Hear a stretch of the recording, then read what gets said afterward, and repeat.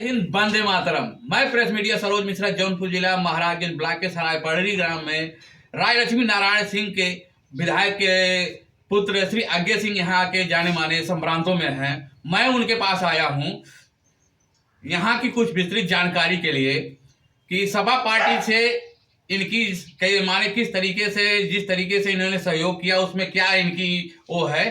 तो सर, आप अपना परिचय देते हुए थोड़ा बताइए। इसको मत पकड़।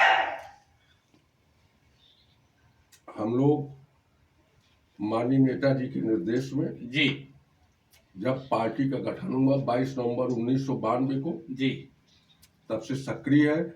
उस समय इलाहाबाद विश्वविद्यालय के हम लोग जो है छात्र थे और माननीय नेताजी के आह्वान पर और जनेश्वर जी के निर्देश पर और 22 नवंबर 1992 को जब पार्टी का लखनऊ में गठन हुआ था तो इलाहाबाद विश्वविद्यालय की तरफ से हम लोग उसमें शामिल हुए थे, उसका प्रतिनिधित्व किए थे।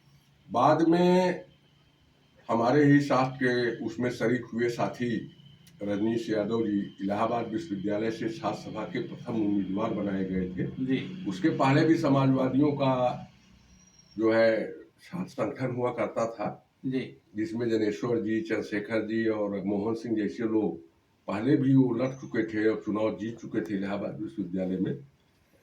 लेकिन जनता दल के फॉर्मेट और उसके बाद फिर उसके विघटन के बाद फिर से जब छात्र सभा वजूद में आई जी, तो फिर समाजवादी पार्टी का गठन होने के बाद ही आई और फिर हम लोग वहाँ रहे। उसके बाद फिर दूसरे छात्र नेता आए, वहाँ पर चुनाव लड़े छात्र सभा से, जिसमें स्मृति सिंह यादव, राम वृक्ष यादव, ये लोग बाद में आए हैं। जी।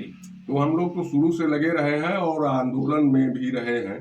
कुल मिला के पार्टी के लिए अलग अलग समय पे 18 आंदोलनों में हमने गिरफ्तारी दी है और जिसमें सबसे प्रमुख आंदोलन जो अखिलेश जी ने किया था जी, सभी फ्रंटल संगठनों की तरफ से, जी, जो 22 फरवरी 2003 को हुआ था लखनऊ में, जो समाजवादी पार्टी के ऑफिस को घेर कर मायावती ने गोली चलवाई थी। जी।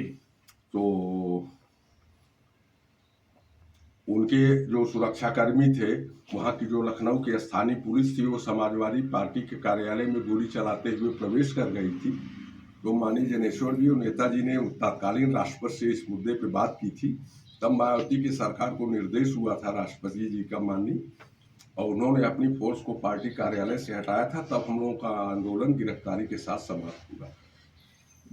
दूसरी चीज कि यहाँ टिप्पणियां जिस चीज से अखिलेश जी से माध्यम से या माने सपा पार्टी के पदा माने पार्टी से उठी है कि ब्राह्मण ठाकुरों के बीच में, इसके बारे में क्या सर आप कहना चाहेंगे? देखिए, समाजवादी आंदोलन की पैदावार का जो नेतृत्व कर रहे हैं वो माननीय अखिलेश यादव जी जी, और समाजवादी पार्टी के जनक इसके पिता माननीय मुलायम सिंह यादव जी रहे हैं जी, और उन्होंने सभी वर्गों को जो है अपने साथ लेकर चलने का काम किया है। जी, जहां तक समाजवादी आंदोलन की बात है, जिसका कि मौजूदा समय में अखिलेश यादव जी नेतृत्व कर रहे हैं, उन्होंने इस पूरी लड़ाई में अभी तक जी, पहले नेताजी के कार्यकाल में, फिर माननीय अखिलेश यादव जी के कार्यकाल में, पार्टी स्तर पे या हमारे पार्टी में या जब उनकी सरकार रही हो, जी, उन स्थितियों में कभी भी कोई जातिवादी फैसला दिखाई नहीं पड़ा है। हम लोगों ने ये कभी नहीं महसूस किया है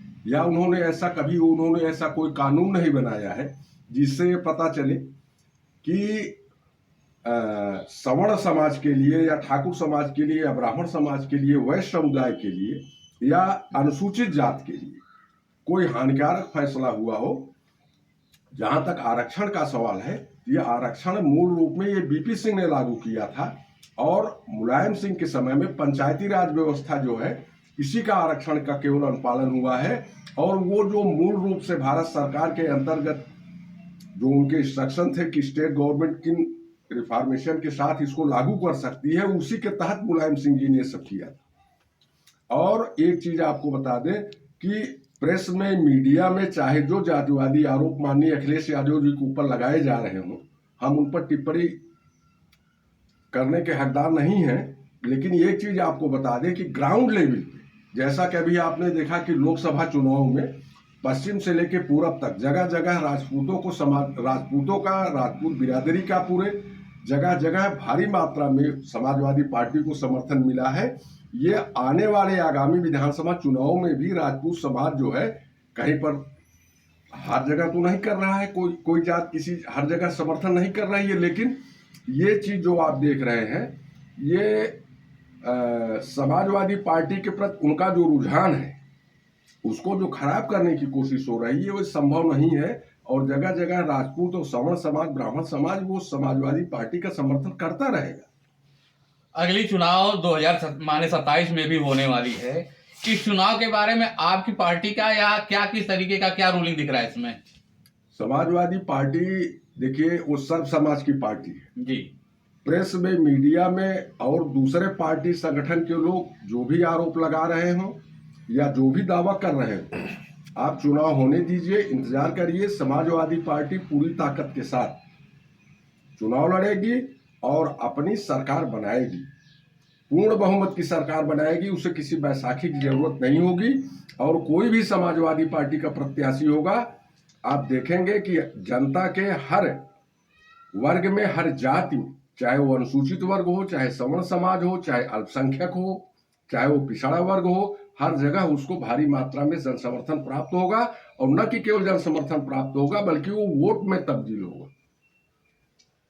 चलिए, हम इनके पास आकर के जिस चुनाव की सरगर्मियों को देखते हुए और पार्टीगत कार्य की रवैया को देखते हुए जो इनके मुखों से सुना गया, मैं प्रेस मीडिया सरोज मिश्रा, जय हिंद।